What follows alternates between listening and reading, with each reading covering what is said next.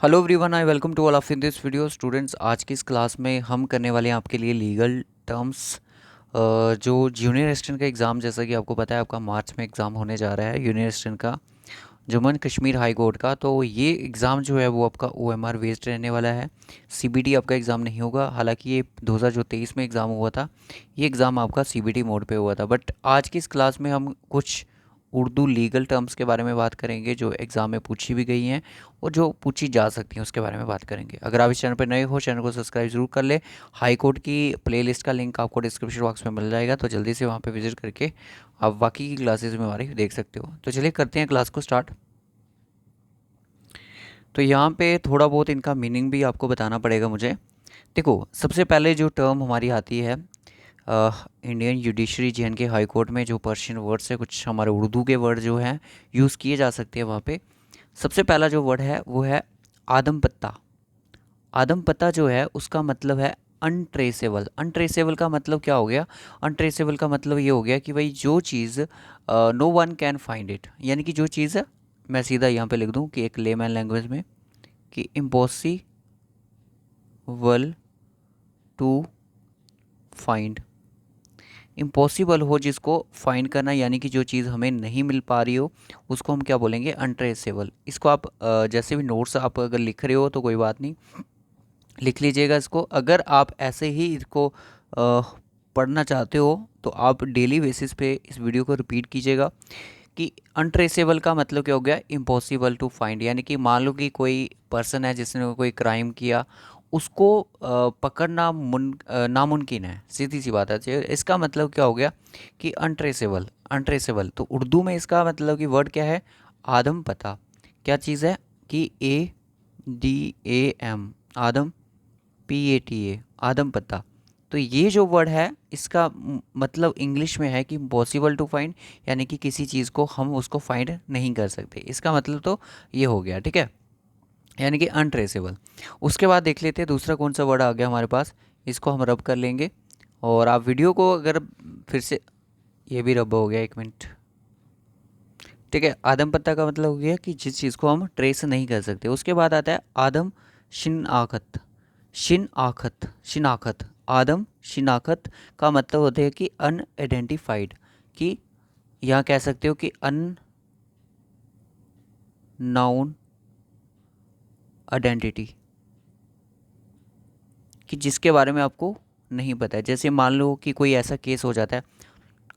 आदम शिनाखत का मतलब हो गया कि यहाँ पे उर्दू में टर्म का अगर बात करें कि अनआइडेंटिफाइड पर्सनैलिटी कह सकते हो, या फिर जिसके बारे में कोई आइडिया नहीं। मान लो कि किसी का कोई मर्डर हो जाता है, तो उसका फेस जो है वो पूरी तरह से मतलब इंजर्ड है, उसकी पहचान नहीं हो रही है, तो उसको हम बोलेंगे अननोन आइडेंटिटी, यानी कि उसकी जो है पहचान हमसे नहीं हो रही है, जिसको हम क्या बोलेंगे? आदम शिनाखत, ठीक है। उसके बाद आ गया हमारा नेक्स्ट टर्म जो है वो आ गई आपकी अहदनामा। अहदनामा का मतलब होता है कंट्रैक्ट करना। कंट्रैक्ट का मतलब क्या हो गया यहाँ पे? अब इंग्लिश में अगर बात करें तो कंट्रैक्ट का मतलब यहाँ पे एग्रीमेंट कह सकते हो उसको, एग्रीमेंट, या फिर कह सकते हो कोई वॉन्ट साइन करना, है ना। तो ये जो है इसके इंग्लिश में मीनिंग है भाई। ये जो लिखे गए यहाँ पे ये किस में है? उर्दू में मीनिंग है, ठीक है, पर्शियन लैंग्वेज में मीनिंग है, तो ये आ सकते हैं आपको। उसके बाद आ गया अकाब। अकाब का मतलब होता है बिहाइंड, पीछे, ठीक है ना। इस केस के बिहाइंड कौन है या अकाब कौन है, ठीक है, ऐसे कह सकते हो। अरसाल का क्या मतलब हो गया? अरसाल का मतलब हो गया सबमिटेड करना, यानी कि सबमिटेड का मतलब हो गया कि यहाँ पे अगर मैं इसकी बात करूँ, इंट्रोड्यूसिंग करना, इंट्रोड्यूसिंग करना, ठीक है। जैसे आपने क्या किया कि कोर्ट में अपनी फ़ाइल को क्या किया? सबमिट किया, इंट्रोड्यूस किया वहाँ पे, कि जो केस की को फाइल है वो आपने वहाँ पे इंट्रोड्यूस की, सबमिट करी, ठीक है। उसके बाद आती है अर्जी। अर्जी मतलब कि पैटिशन लगाना। पैटिशन का मतलब कि एक पैटिशन को अगर मैं बोलूँ कि अगर, यहाँ पे मैं लिख ही लेता हूँ कि पैटिशन का मतलब यहाँ पे हो गया, सिक्स टर्म का मतलब यहाँ पे लिख दूँ कि अ लीगल डॉक्यूमेंट। कोई क्या होगा? एक लीगल डॉक्यूमेंट होगा that that formally request a court order, ठीक है, ताकि उसके ऊपर कोई कोर्ट हमें डिसीजन दे। जैसे जेकेएसएसबी के एग्ज़ाम होते हैं, तो हमें यहाँ पे क्या आता है कि जैसे पैटिशनर जेकेपीएसआई जेकेपी कांस्टेबल में पैटिशनर बैठे हुए हैं, क्यों उन्होंने एक पटिशन लगाई होती है, वहाँ पे अर्जी लगाई होती है कि ताकि उनको कोई एक अच्छी सी मतलब कि उनका जो डिमांड है उसको फुलफ़िल किया जाए, जो वो चाहते हैं उस चीज़ को एक कोर्ट जो है वो अपना ऑर्डर करे। यानी कि वैकेंसी की एक लीगल रिक्वेस्ट होती है। अगर लीगल डॉक्यूमेंट जो भी आपकी पूरी फाइल कंप्लीट करके आप एक अर्जी लगाते हो, तो अर्जी का मतलब क्या हो गया कि अर्जी का मतलब हो गया कि पेटिशन लगाना, ठीक है, पेटिशन लगाना इसका मतलब हो गया, ठीक है। तो इसके बाद का जो वर्ड है वो आ गया आपका चेस मैडेड। चेस मैडेड का मतलब क्या हो गया यहाँ पे आई विटनेस, जो आई विटनेस जिसने सब कुछ देखा है, जो देख रहा है सब कुछ, ठीक है, जो कोई मर्डर हो रहा है उसको किसी ने देखा है, तो वो उसका क्या है, मर्डर का आई विटनेस होगा, कि बिल्कुल ले मैन लैंग्वेज में समझें। गैर आबाद का मतलब हो गया डेजर्टर। डेजर्ट का मतलब हो गया कि इसका थोड़ा डीप मीनिंग रहता है। डेजर्ट का मतलब यहाँ पे क्या हो जाता है कि भाई देखो, कि मानो कोई दो पर्सन की शादी हो जाती है, एक लड़की है या लड़का, कोई भी उनमें से एक कोई पार्टनर क्या होगा कि अपने पार्टनर को, दूसरे पार्टनर को क्या करेगा, अवेंडन कर देगा। अवेंडन का मतलब छोड़ के चला जाएगा विदाउट एनी कोई लीगल नोटिस उसको, या कोई डिवोर्स के ऊपर कोई भी मतलब कोई ऐसे ही बिना मतलब बताए उसको छोड़ के चले जाना, अबॉन्डिंग ए स्पाउस, या फिर कह सकते हो कि सिविल पार्टनर, ठीक है। इस चीज़ को याद रखना कि गैर आबाद का मतलब उर्दू में जो पर्शियन वर्ड है उसका मतलब होता है कि डेजर्टर। डेजर्टर का मतलब हो गया कि कोई चीज़ जो कि आप अबेंडन कर देते हो अपने पार्टनर को, ठीक है, इसका मतलब यहाँ पे ये होता है। उसके बाद आता है इंसदादी कार्रवाई। इंसदादी कार्रवाई का मतलब होता है प्रिवेंटिव एक्शन, यानी कि प्रिवेंटिव एक्शन का मतलब यहाँ पे ये हो जाता है कि कोई भी एक पोटेंशियल प्रॉब्लम होने से पहले पहले उसको क्या करना है, कोई मतलब उसका सोल्यूशन आपको क्या करना है, ले लेना है, प्रिवेंटिव एक्शन लेना है। यानी कि कोई मान लो कि आपको कोई खबर मिलती है कि 9:30 बजे एक मर्डर होने वाला है, तो उस मर्डर होने से पहले क्या किया लिया जाएगा, एक प्रिवेंटिव एक्शन लिया जाएगा कि इस मर्डर को होने से हमने क्या करना है, रोकना है। इंसदादी कार्रवाई का मतलब क्या हो गया, प्रिवेंटिव एक्शन। ओके, उसके बाद कुछ नेक्स्ट टर्म्स है वो भी देख लेते हैं भाई, लगे हाथ। उसके बाद आ गया कि 10th टर्म जो है इस्तिगासा। इस्तिगासा का मतलब यहाँ पे क्या दिया गया भाई, कंप्लेन करना। जैसे कोई कंप्लेन की जाती है उसको इस्तिगासा मतलब कि इसके नाम से हम ये कह सकते हैं। उसके बाद आता है काबिल दस्त अंदाजी। काबिल दस्त अंदाजी का मतलब हो गया कॉग्निजेबल ऑफेंस। अब कॉग्निजेबल ऑफेंस क्या होता है कि मान लो कि ए ने क्या किया, बी का मर्डर कर दिया।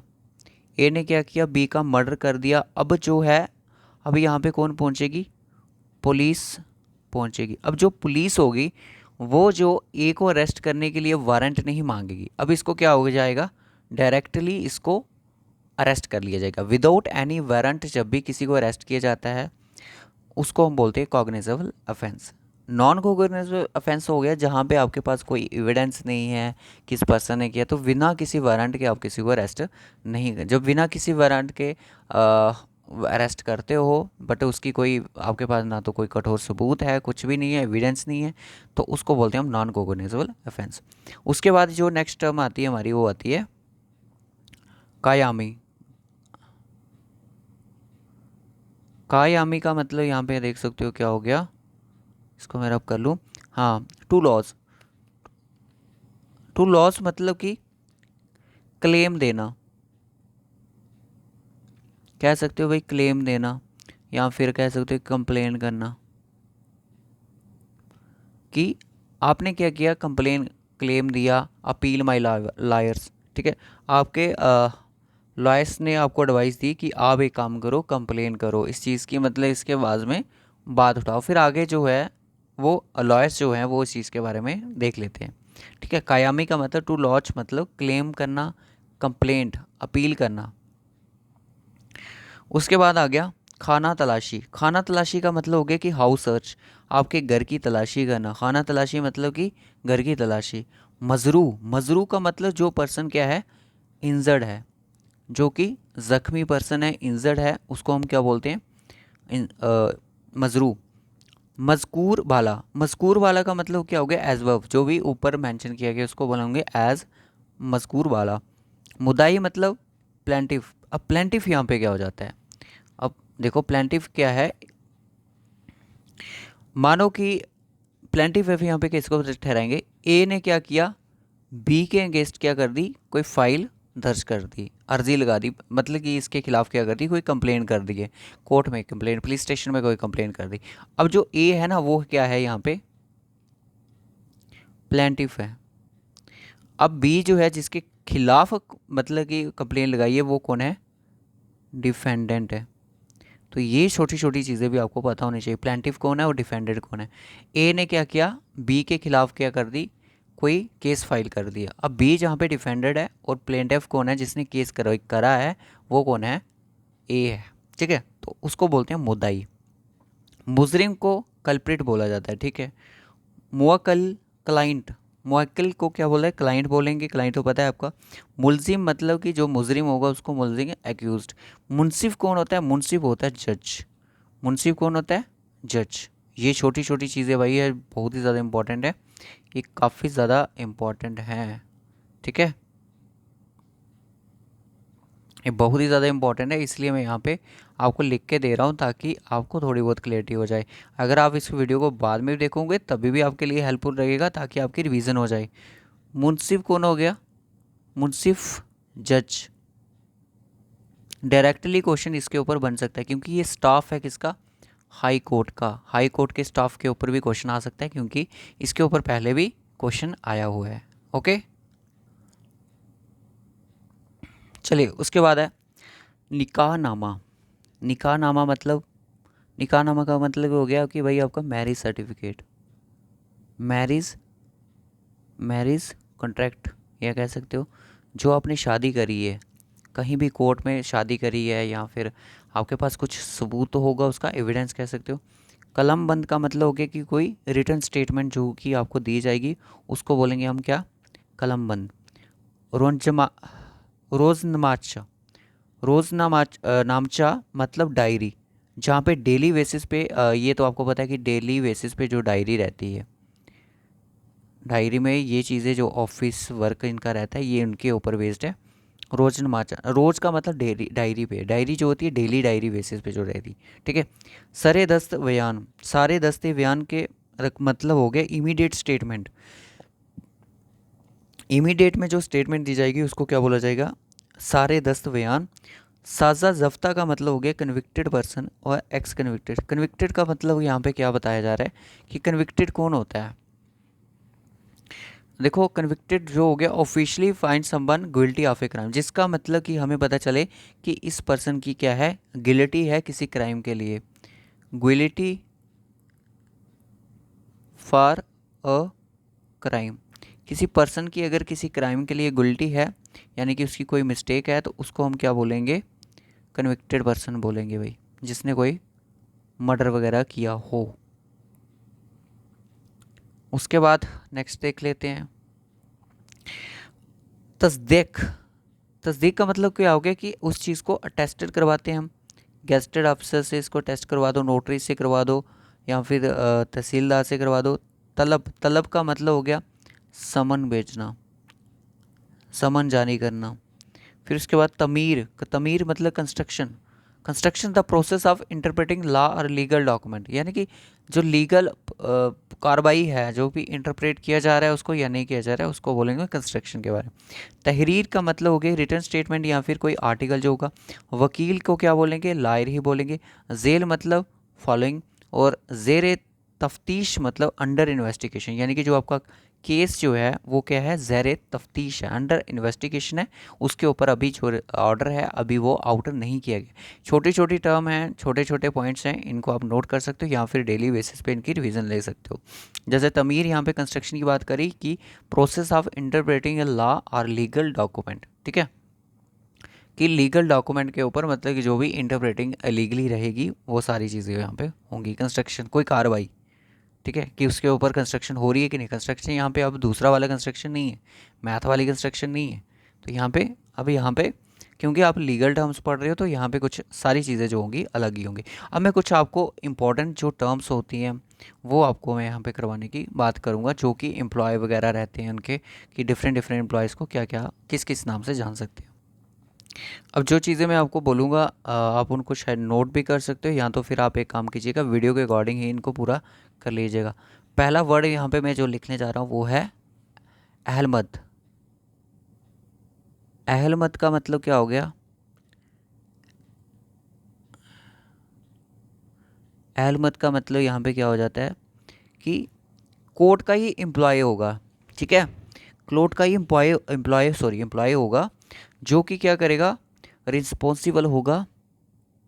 सर यहाँ पे लिख दूँ मैं कि कोर्ट का एम्प्लॉय होगा ये, ठीक है। कोर्ट का एम्प्लॉय होगा और रिकॉर्ड्स रखेगा, रिस्पॉन्सिबल फॉर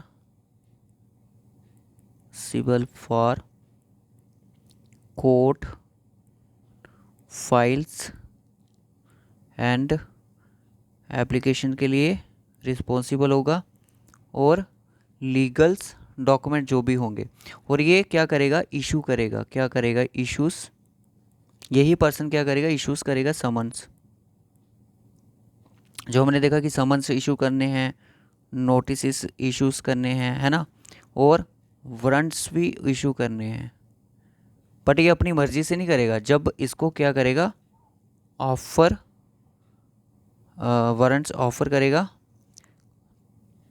थ्रू लिख सकते हो, कोर्ट ऑर्डर देगा, तो वारंट समन्स जो भी इशू करने होंगे कौन करेगा, अहलमद करेगा। अहलमद कोई ये कोर्ट का एम्प्लॉय रहने वाला है, जो कि रिस्पॉन्सिबल होगा कोर्ट की फाइल्स के लिए, डॉक्यूमेंट जिसको कह सकते हो फाइल्स डॉक्यूमेंट के लिए, यही पर्सन जो होगा रिस्पॉन्सिबल होगा इसी चीज़ के लिए, ठीक है। अहलमद का इसका याद रख लेना, जो भी डॉक्यूमेंटेशन के लिए रिस्पॉन्सिबल रहने वाला पर्सन होगा उसको बोलेंगे अहलमद, ठीक है।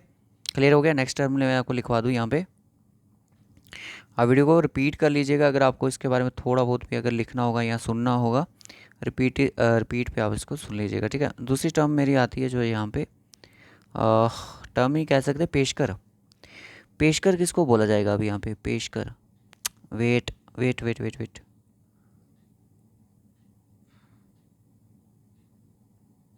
ठीक है।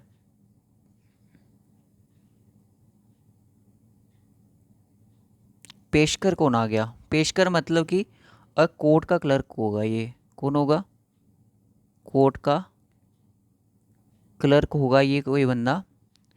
ये क्या करेगा, जो करेगा हु, देखो मैं इसलिए लिखवा रहा हूँ कि हो सकता है इसी टर्म के ऊपर क्वेश्चन आ जाए। Who presents cases to a magistrate और जज। मैजिस्ट्रेट या फिर उसके आगे ये क्या करेगा, कोर्ट को पेश करेगा। इसको हम क्या बोलते हैं, ऑफिस का असिस्टेंट भी कह सकते हो उसको, ऑफिस का असिस्टेंट। कौन से ऑफिस का भाई, जहाँ पे लीगल कार्रवाई की जाएगी वहाँ का आप इसको कह सकते हो ऑफिस का असिस्टेंट भी इसको मान सकते हो, ठीक है। एक और टर्म होती है, इसको आप लिख लीजिएगा। अब थोड़ा सा लिखने में यहाँ पे दिक्कत हो रही है, इसलिए एडजस्ट कर लेना थोड़ा बहुत, चलेगा। उसके बाद आ गया यहाँ पे तीसरे नंबर पर माली। माली पेशकर। माली पेशकर का मतलब, माली से याद आप रखोगे कि माली जो होता है वो बहुत ही ज़्यादा माला माल होता है। तो माला माल हो गया का मतलब ये हो गया कि उसको हम बोलेंगे revenue accountant. Accountant, revenue accountant बोलेंगे किसको, जो माली पेशकार, अगर कोई टर्म पूछी गई कि माली पेशकार कौन होगा, रेवेन्यू अकाउंटेंट। रेवेन्यू के रिगार्डिंग उसकी कोई इन्फॉर्मेशन आपको दी जाएगी, ठीक है। उसके बाद इसको मैं मिटा देता हूँ, तीसरा लिख लेता हूँ। अब यहाँ पे मैंने कुछ टर्म्स लिख दी, अब आपको डायरेक्ट ही यहाँ से समझ आ जाएंगी। देखो नाजिर, नाजिर का मतलब क्या हो गया कि यहाँ पे कोर्ट जो होगा वो ऑफिशियली खुद होगा, क्या होगा, कोर्ट ऑफिशियली खुद होगा, कोर्ट ऑफिशियल, ठीक है। कोर्ट यहाँ पे ऑफिशियल, इजलास का मतलब क्या हो गया, इजलास का मतलब वो कोर्ट रूम, वो कोर्ट रूम यहाँ पे क्या होगा, प्रोसीडिंग, प्रोसीडिंग किस चीज़ की, अब यहाँ पे कंप्यूटर की प्रोसीडिंग नहीं है कि केसेस की जो भी प्रोसीडिंग वगैरह होगी वो यहाँ पे हेल्ड होंगी, उसको बोलेंगे कोर्ट रूम बोलेंगे इजलास को। सरिश्ता, सरिश्ता का मतलब हो गया administrative, trative officer, officer of the court, इनको लिख लेना कि administrative officer of the court कौन होगा, सरिश्ता। इजलास का मतलब कोर्ट रूम, प्रोसीडिंग यहाँ पे हो जाती है लीगल प्रोसीडिंग। नज़ीर मतलब कोर्ट ऑफिशियली खुद होगा यहाँ पे, ठीक है। चलिए नेक्स्ट चलते हैं। अब यहाँ पे कुछ और टर्म्स है हमारे पास, इनके ऊपर कर लेते हैं डिस्कशन। देखो, नैब कोड का मतलब यहाँ पे क्या होता है, नैब कोड का मतलब हो गया कि यहाँ पे अ, एक ऐसा पुलिस ऑफिसर कह सकते हो या फिर कांस्टेबल कह सकते हो, पुलिस ऑफिसर ही बोलो, पुलिस ऑफिसर ऐसा जिसका मतलब कि एक ऐसी लाइसन, मतलब कि ऐसा कोई रिलेशन जो है, लाइसन मतलब relation between local police station के साथ भी है, पुलिस स्टेशन और जेल अथॉरिटीज़, जिसका मतलब कि क्या होगा, वो इन बीचों के ऐसा पुलिस ऑफिसर होगा जो कि इनका कंट्रैक्ट होगा पुलिस स्टेशन और जेल के साथ, इनके बीच का जो काम करने वाला पर्सन होगा उसको नैब कोड बोलेंगे, ठीक है। ज़्यादा नहीं इसके बारे में आपने डूबना है। माल खाना का मतलब हो गया यहाँ पे आप secure storage, storage space for evidence के लिए, एविडेंस के लिए जहाँ पे आप अपने एविडेंस रख सकते होंगे, कोर्ट में होती है माल खाना मतलब कि कोर्ट में, जहाँ पे प्रॉपर्टी जो सीज करती है ना पुलिस कोर्ट वगैरह, तो वहाँ पे आप इन चीज़ों को कोर्ट वाले रख सकते हैं। मोटा खाम मतलब हो गया यहाँ पे, मोटा खाम का मतलब हो गया डिफेंडेंट, डिफेंडेंट जिसका कसूरवादी, ठीक है। डिफेंडेंट मतलब कसूरवादी, मोटा मोटा खाम इसका मतलब। दबा मतलब कि सूट हो गया, सूट आपको पता है कोर्ट के सूट जो हैं पहनने वाले सूट नहीं होते, यहाँ पे केसेस की बात कही जा रही है, ठीक है। अब बहुत सारी और भी टर्म्स होंगी जो हम इसी तरह से ऐसी वीडियो में आपके साथ रिटर्न में लिख के डिस्कस करेंगे। अगर आपको इसमें से कोई भी समझ नहीं आई हो, जिसका भी नाम समझ नहीं आया, जिसके ऊपर डाउट हो, वो आप कमेंट बॉक्स में मेंशन कर दीजिएगा। तो इस वीडियो में हम इतना ही रखेंगे, मिलेंगे आपसे नेक्स्ट वीडियो में, तब तक के लिए बाय बाय, टेक केयर। और अगर आपको कोई भी डाउट होगा तो इस कमेंट बॉक्स में आप ज़रूर मेंशन कीजिएगा। So bye bye, take care students, इस वीडियो में हम इतना ही रखेंगे, मिलेंगे आपसे नेक्स्ट वीडियो में, तब तक के लिए bye bye and take care.